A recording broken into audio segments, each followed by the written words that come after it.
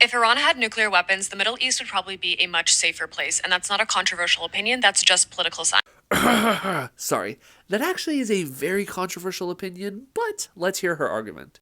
There is a reason why a bunch of countries have nuclear weapons, countries that hate each other, yet we have not had nuclear. Okay, this might feel pedantic, but I promise it's not. A bunch of countries do not have nuclear weapons. At most, it is 9. There are 193 countries recognized by the United Nations. The vast majority do not have nuclear weapons. On the other hand, the vast majority of countries are signatories of the Non-Proliferation Treaty, which is an agreement to not pursue nuclear weapons because, as I said originally, the idea that nukes make things safer is a very controversial one. The reason that nuclear war hasn't happened and is very unlikely to ever happen is because of something called mutually assured destruction, or MAD, and it's exactly what it sounds like. The idea that nuclear war is ultimately suicidal. So obviously I do think there is some truth to MAD, but let's take it to its logical conclusion. If every country had nuclear weapons, does that mean that there would be no wars?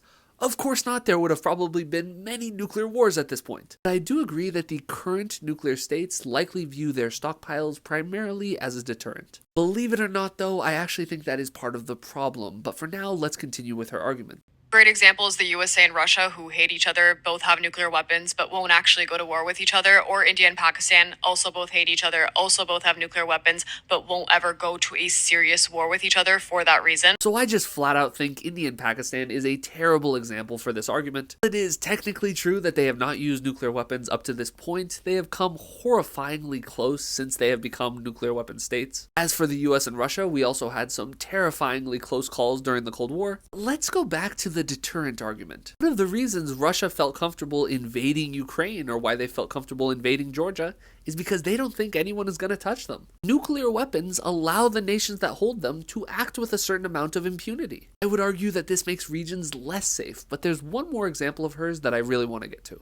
Because there are countries with nuclear weapons like North Korea with insane leaders like Kim Jong-un who are not going to drop nuclear weapons on South Korea, for example. First of all, shout out to her for acknowledging Kim Jong-un. Not a good guy, and I mean that sincerely. Similar to what we said before, while Kim Jong-un hasn't used nuclear weapons, he has threatened to use them on South Korea many times in the past. Some will say only if he is provoked, so it's a deterrent.